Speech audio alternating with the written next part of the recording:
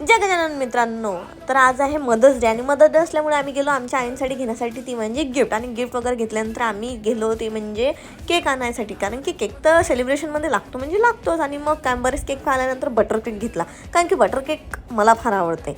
आणि नंतर घरी जाऊन आम्ही थोडंसं ऑप्शन वगैरे केला आणि नंतर आम्ही छानसा केकचा फोटो वगैरे काढून कॅन्डल ब्लो केली आणि आमच्या आईचा मदर्स डे हा आम्ही साजरा केला. आणि बघा आमच्या आया की नाही खूपच सुंदर सुंदर, मग काय सुंदर सुंदर दोन्ही आयांनी केक कापला आणि केक कापताना छान वेगवेगळ्या प्रकारचे जोक्स पण चालू होते. मग काय केक वगैरे झाला, फोटो झाले आणि मग गेलो आम्ही ते म्हणजे बाहेर जेवायसाठी, कारण की सेलिब्रेशन म्हटल्यानंतर हॉटेल तर आपलं लागूच आहे.